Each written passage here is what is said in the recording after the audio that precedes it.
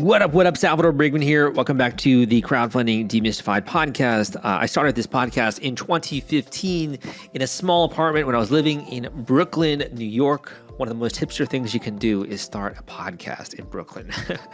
But this show is really dedicated to pulling back the curtain, opening the hood, and sharing with you what's working behind the scenes of major crowdfunding campaigns, the engine, if you will, that goes into funding velocity. How do you get people to take action and build momentum as you're going through a crowdfunding campaign on websites like Kickstarter, Indiegogo, equity crowdfunding platforms like WeFunder, nonprofit fundraisers, etc.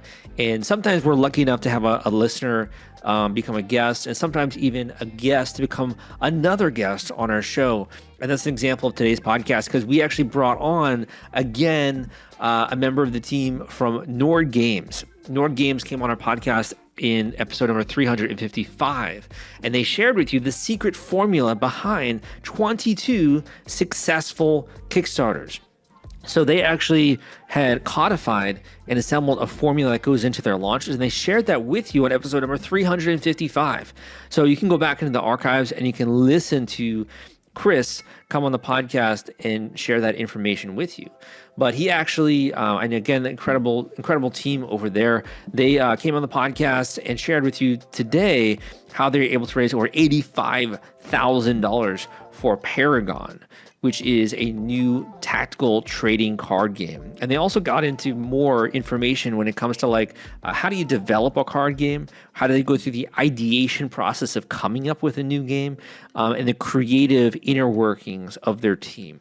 So not only are you going to hear about on this episode about the creation of a product and how you go through that from a step-by-step framework, but also how do you get funding, how do you do marketing, drive attention, promotion, etc. You'll hear about that and more on today's show. Now, if you don't have a card game or you don't have a board game, stay tuned, because I do think that looking at other categories is a great way to get inspiration. Even if you're doing a physical product or a book, listening to today's episode will allow you to see how other creators develop products from scratch and what they do from a marketing standpoint to drive traffic and to get pledges to their project. So I do hope that you enjoy today's podcast. And if you want to learn a little bit more, you want to speed up the process of learning, I got a resource out there which I call the Kickstarter Launch Formula. This is the paint by numbers formula which you can follow in order to get funding for your Kickstarter campaign. But to do more than that, folks, this is about blowing past your funding goal. This is about making this whole Kickstarter experience work towards your favor and to really be able to have an incredibly strong foundation when it comes to launching a new brand, product, or business into the world. So if you want to learn more about the Kickstarter launch formula, I got an Audible version out there. You can listen to this on the go, whether you're working out, whether you're going out there and you're going for a walk. You can listen to this at the same time at the link crowdcrux.com/Kickstarter audio. That link is crowdcrux.com/Kickstarter audio, crowdcrux.com/Kickstarter audio. That link will take you there. In addition, for those of you who feel like, this is great, but I just want my hands on more information. I want this packaged and delivered to me. I want to discover new lessons, Sal, and ways to drive traffic to my project. How do I stand out amongst the crowd and assemble a rock star Kickstarter page? If that sounds like you definitely want to check out my free course on Kickstarter at the link crowdcrux.com/Kickstarter. That link is crowdcrux.com/Kickstarter. That link will take you there at crowdcrux.com/Kickstarter. You can enter your name and email, and you'll start getting some lessons from me. Without further ado, let's jump into this podcast and let's discover how this creator has been able to launch multiple campaigns and raise over $85,000 from the crowd. Hey guys, welcome back to the Crowdfunding Demystified podcast. Today we are speaking with a creator who's been able to attract over $97,000 on Kickstarter for Paragon Monsters and Mayhem, Founders Edition, and more than 300 backers. And we are lucky enough to have a member of the team here with us. Chris, welcome to the podcast. Thanks for having me. Definitely, man. Maybe you can fill in some gaps in that introduction, tell the listeners a bit about you and your product as well. So Paragon is a tactical trading card game that we put up on Kickstarter about 2 weeks ago. And like you said, it's at $97,000 with 300 backers. The game itself is originally it was created inside of my role-playing campaign. We were playing 5th edition D&D, and the players had a bit of like a triple triad or a Gwent style game inside of the game that they could play in taverns and stuff. And at the time, it was just played with dice and that kind of stuff. But the whole concept was there. Oh, as you adventure around, you collect different cards from different areas representing monsters and characters in the game and that kind of stuff. So very much in line with your game within a game that we see in some video games. And then it sort of became more and more of a real thing. And we developed it into an actual trading card game you could play in real life. And it's been a lot of fun. We have prototypes that we take around to local game stores, and we teach people how to play. We have on virtual tabletop through Steam, we have a version you can play there. And we're working on our own version, like of an app that you can play on your phone, on your tablet, on your computer. But the first thing that we're doing is getting a physical version of it out there. And we've been working with stores and distributors and all that stuff to get, make it a real thing. And we're just super stoked that we've got, a few hundred people that want to back it on Kickstarter before it goes to the next step, which would be the more traditional distribution route. So you obviously have your fingers in a lot of pies here. For someone who is not familiar with your work, have you developed games before? Do you have experience in this industry? What were you doing before you launched this campaign? So I started Nord Games must have been about 12, 13 years ago. And it was primarily to support role-playing games. So players and dungeon masters who wanted more content, accessories, stuff like that. When 5th edition D&D came out in 2014, we started supporting that pretty heavily. We put out some system neutral products as well. So they support pretty much any fantasy role-playing game with content generators and inspirational tools and stuff like that. So over the years, we published probably 30 different products, and they're all, to one degree or another, meant to help you enhance your role-playing games. So this trading card game being fantasy and having a lot of the same concepts was a pretty simple transition, and I think a nice addition to our overall library of games. But it is a separate entity. It is a separate company that is publishing it. But it was just created to put out this one game. But this one game is going to be pretty complicated, and we figured it'll have a lot of different products, and it would make sense to have a separate entity for that. That way we didn't sort of confuse people like, well, is this a role-playing game? No, this is just a trading card game. Our role-playing games are still published. The illustrations, the design is like super cool. Looks amazing. Did you guys also do the Oracle story generator? Is that right? So that's one of our creations through Nord Games. Oracle story generator, the monster generator, the character generator, all of those are from our Oracle series. And those are, one of those system neutral products that it helps you flesh out concepts and just get you inspiration for creating your campaigns and running your campaigns. Right. So for those that are listening, we did an interview for that campaign on episode number 355 of this podcast. But I guess one question I have for you, before we get more into the specific campaign, you, my friend, you have so many ideas, and you're out of D&D, you're playing D&D with your friends, you have an idea and you can execute on it. What do you feel like really separates your ability to turn your ideas into reality when other people maybe struggle with that? What do you think really separates you in that capacity? Well, we have a good team. We bounce ideas off of each other. We're able to flesh out ideas fairly quickly, and we're always willing to tell each other the hard truths. If, in fact, you present an idea to the team and the team goes, you know what, I'm not sure there's really a use for that thing. Or, hey, that's a great idea. I think that it would benefit from maybe this addition or this subtraction. And we're always willing to work with each other and work to make the best possible product.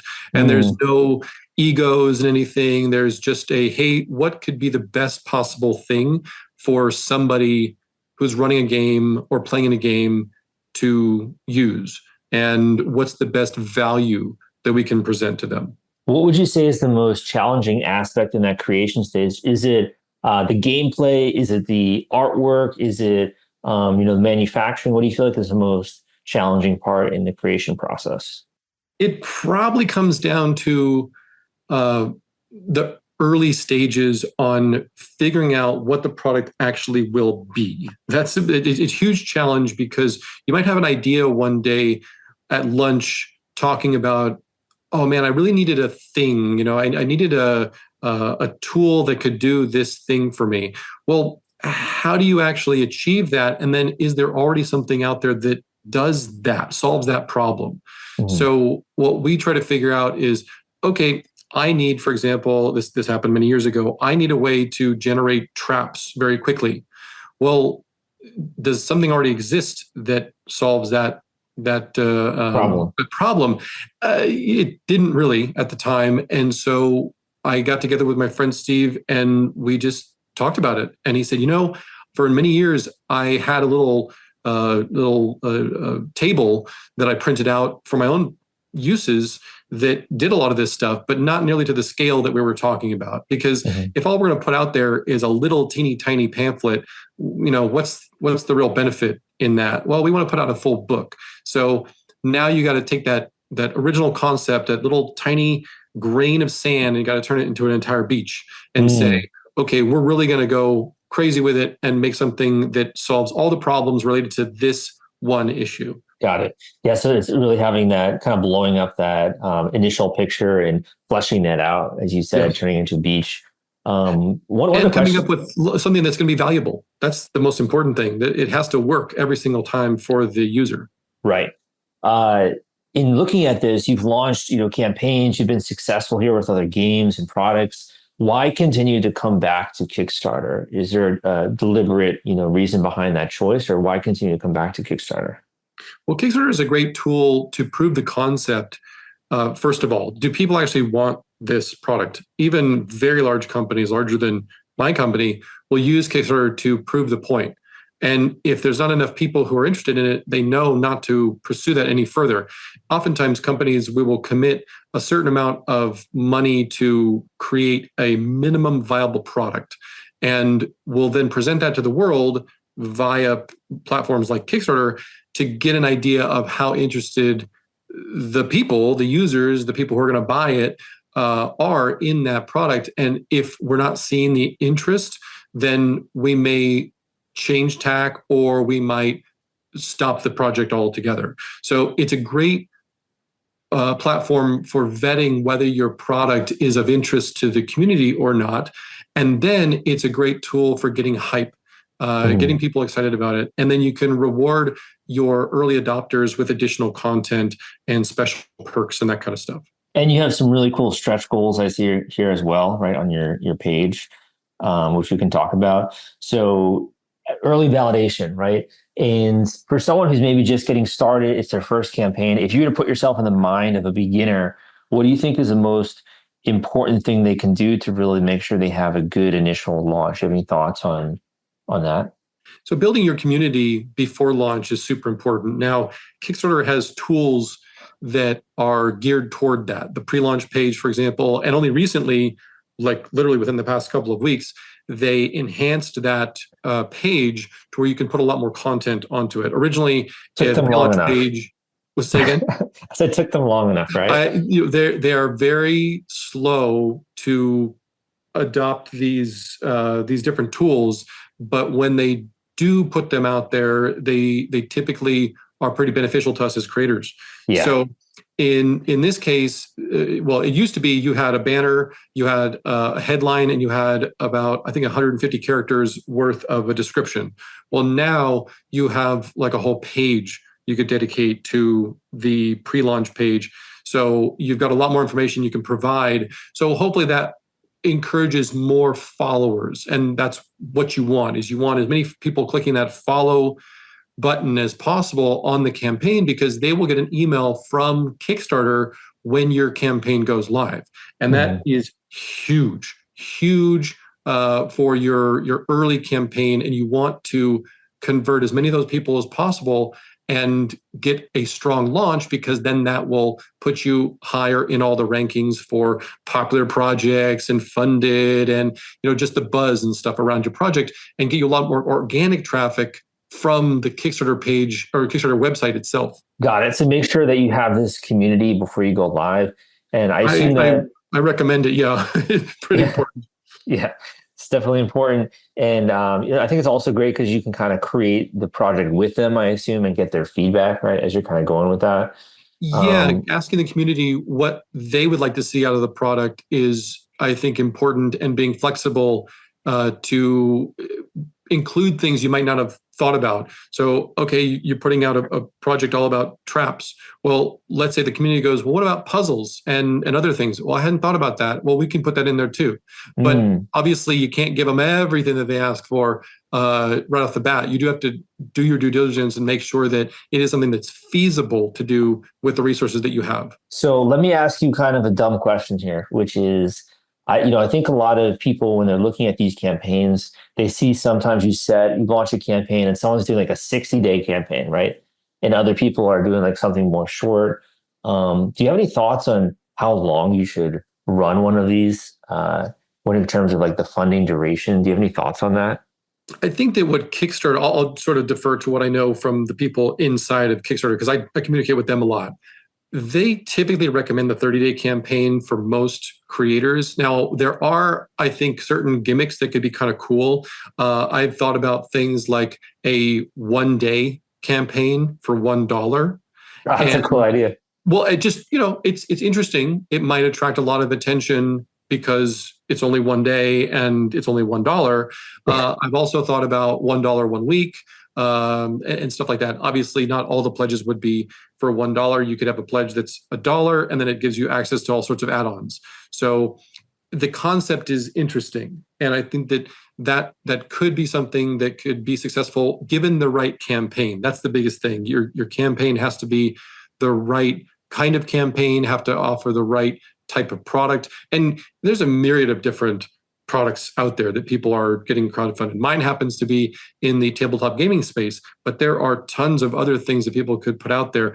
Keychains, they could put out, some sort of coffee maker. They could be developing, some sort of a lounge chair. Who knows? It's just anything you can think of. People are developing these things. So it really depends on what type of product you have on offer, and then build your campaign around that and build the marketing strategy. And maybe gimmick is a cheap word for it, but there really needs to be some sort of an interesting way in which you're presenting it. If you're not going to go the traditional 30-day campaign, if you're going to go shorter or longer, there's probably a reason why you're doing that. And maybe it's urgency. You make a shorter campaign because of urgency. Maybe it's a longer campaign because you want more time for reviews to happen, or play testers, or you want to get some product out into the hands of some of your backers, for example, and you need the time to be able to ship those to those people. I'm not sure, but there's a myriad of different ways you could do it.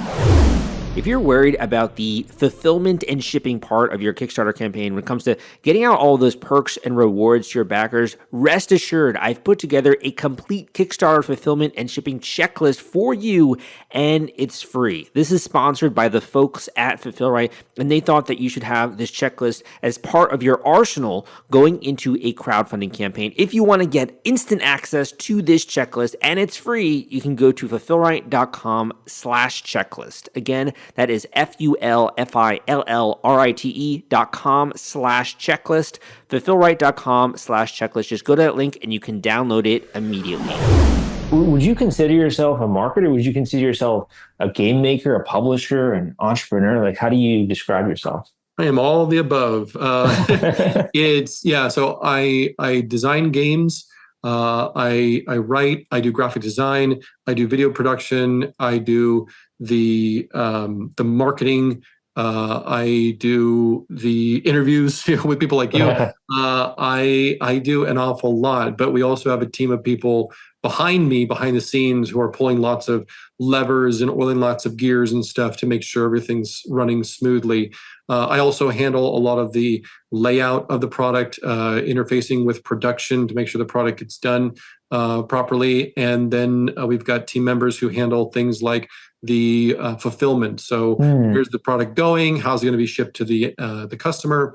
I do the web design for our website and graphic design to get the product on there. So yeah, I do it all.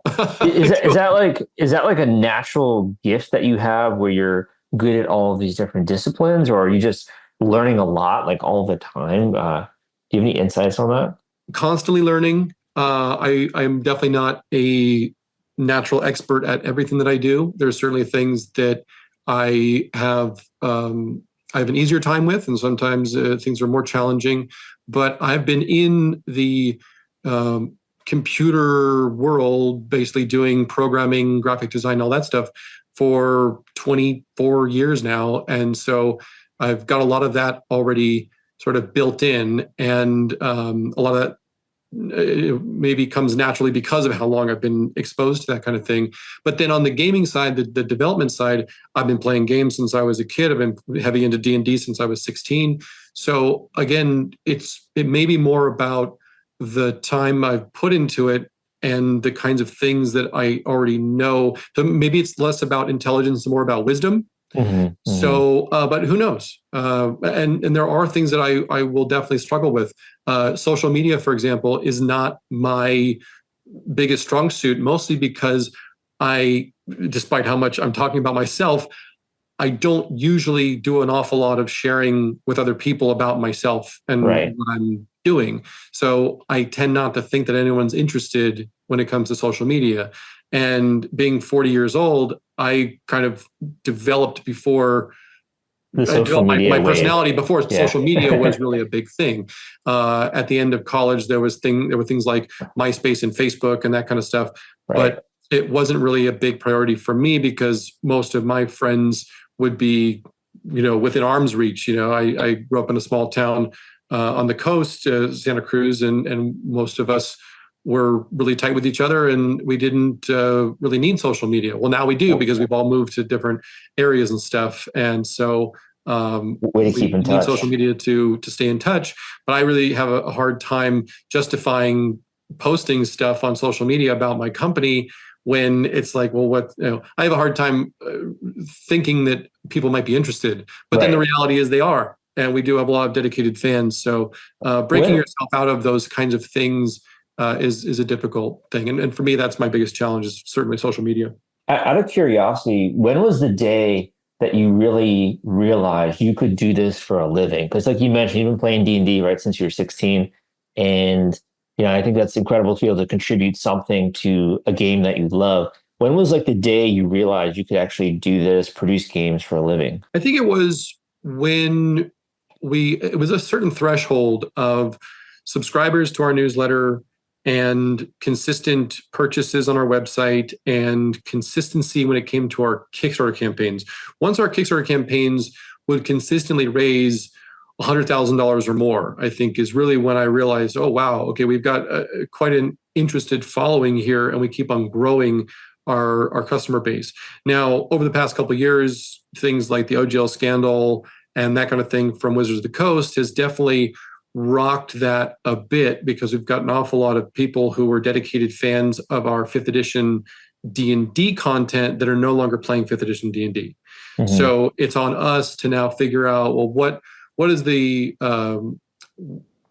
solution to that? Shall we publish for other game systems? One of the things I'm focusing on heavily is simply system neutral products, so that no matter what you're playing, you can use our stuff and it will work. It will make sense. Right. So it was a day you realized that, but at the same time doesn't mean like it's over, right? You still got to solve problems. You still got to move forward. There's still people playing games. Yeah, it might be less now than it was a couple of years ago, but there's ebbs and flows, and you simply take what you've learned. Hopefully you've learned, and you take it forward, and you just try to constantly improve on your designs, your marketing techniques, your PR outreach, whatever you feel might be lacking, you identify those things and try to move forward doing a better job. It's kind of like spinning plates, though, if that's the right analogy. You can't ever stop giving attention to every single aspect of your company. Right. It's one of those things where you either need to hire people to do those things, or you need to sort of automate those things to a certain degree and make it easier for you. If you're a single creator or a small team, you need to make it easier to be able to accomplish those goals and be able to post multiple social media posts per week or per day or however you're doing it, and be able to keep up with a schedule of publishing X number of new products per year or per quarter or whatever your schedule is. So it's certainly a challenge, but if you can move forward constantly learning from your successes and your failures, then you are setting yourself up for success. You're not guaranteeing success, but you're certainly setting yourself up for success. Well, first of all, I want to say, I think that's a huge testament to your values, right, at Nord Games, and also coming out with new products, like you mentioned, that people love, that brings value to the end customer, that people are delighted to play. Like, I think that says a lot about your values as a company. And I think it's why, as well, you've probably been in business for so long and are continuing to grow. So congrats on that. But one other specific question I had, I think this is actually a really big mystery in the Kickstarter space, has to do with some of these bigger rewards that you're able to get people to take action on. So like $1,000 and up, right? Do you have any thoughts on the people that really value that and go after those bigger rewards, or how to engage those people? Is that just like random? Someone comes and backs at $1,000, or are you actively sending emails? Do you have any thoughts on that? So what you have to start with something that is enticing. The value proposition has to be there. They need to be able to look at those higher tier pledges and see that there is value enough for them to put their hard-earned dollars into your campaign, because they might not know you from Adam. You might have a track record, or maybe you have zero track record, but you need to be able to show them and give them the confidence to be able to make that investment, because that's a lot of money. And in the case of most of our role-playing game projects, we don't really do those high level tiers, because there's simply not. What are we going to give you? More copies of the book. I mean, if you've got one copy, that's enough. Unless you're a retailer, obviously they're going to sell it on. But for a trading card game, we're able to provide a lot more. Like, okay, here's a bunch of product that is going to have a chance of giving you more rare cards, which are going to be worth more money, et cetera, et cetera. So the collectors and the people who are buying a trading card game, in this case, for an investment, they will be the more likely ones to go for those larger tier pledges. The lower pledges, you still have lower pledges, obviously, so that people can get into the game. So we've got our pledges starting at just $10 to build your own pledge. We've got the pre-made pledges starting at 50, so 50, 100, 200, 400. So they go up as gradual tiers. But once you get into that 800, 1,000, 2,000, those are people who are really looking at this more of an investment. They might be getting a set to play with and a set to save, because there are instances where people have original Pokemon or Magic sets that are worth a lot of money now because they never open them up and they're still sealed, and it's a big deal. So they're looking. Yeah. So their belief is they can, in the future, because of the game, right, in the marketplace, that they're going to be able to have more value for that potentially, investment. Potentially, and it's all speculation. We have no idea what will happen with our game. Obviously, we intend for it to do well and prosper, and super rare cards become more and more valuable because there were only so many printed, and all of that. So we hope, for the sake of our game, so there's a bit of a selfish thing, but also for the sake of our players, that the the cards and the products in general become more valuable over time, and they see that value and they feel good about their purchase. The worst thing for me is when someone buys one of my products and they don't feel good about their purchase, because either I did a poor job of marketing it and I didn't explain exactly what they should expect out of it, or they misinterpreted what was in it. They misunderstood. So that's on us as creators to explain as well as we can, what is the value? What are you getting for the hard-earned dollars you're spending on my product? Right. Well, this has been a lot of great information. I do have one or two more questions, but where can people go to learn more about your campaign? Where can they go to learn more about your products here? So if you go to Kickstarter and you just type in Paragon TCG, you'll be able to find it there. I'm not sure if we can provide a link through your podcast if anyone clicks on the description, but we can provide a link there. Our website is paragon-tcg.com, and you can learn everything you want to know about Paragon there. We've got previews of the cards there. We've got videos, instructions and stuff on how to play the game. We are not currently sending out prototypes to non-influencers, but we may have something available in the future. Obviously, there's the playtest online. You can go and do that. But as far as getting a hold of physical product, it's really only done through the Kickstarter currently. Got it. Or for non-influencers. Great. So we'll make sure to also link that up in the show notes for the website and also the Kickstarter. So I have two more questions. The first one is on Kickstarter itself, because like you said before, there have been a lot of new changes, right, that are coming, whether that's with the pre-launch page or Kickstarter late pledges, add-ons, items. Do you have any thoughts on any of the new features that have really caught your eye or that you've incorporated into any of your strategies? Late pledges is huge, because before late pledges, what we'd have to do is use a third-party piece of software to offer pre-orders. And now that it's on the actual Kickstarter page, this is the first time I'll be using it, but I'll be very intrigued to see how it works. And if we see a significant number of people come in late, and how smoothly that it's going to work. I hope it's good, because oftentimes we get people messaging us literally the few minutes up to a few hours after a campaign ends going, oh, I missed it. I got the email, but then I had work or whatever, et cetera, et cetera.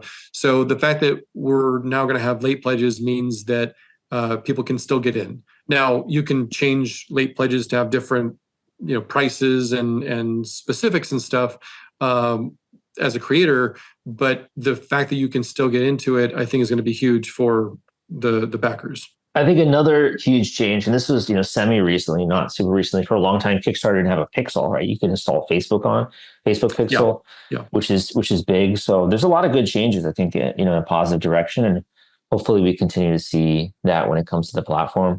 Yeah, anything that you can get as far as feedback, instant feedback from your marketing efforts is huge. So the fact that they've got Google Analytics built in now, where you just enter in your Google Analytics number and your pixel from Meta, and you can get real-time data back. That's massive. Now they've had Google for a long time, Facebook, Meta. That's been a more recent thing, but I know that we've had at least a few campaigns with that enabled, and it was huge for our marketing, because we could tell what was converting, what was not, and we could change our advertising pretty quickly. Focus on the ads that we're working and turn off the ads that we're not.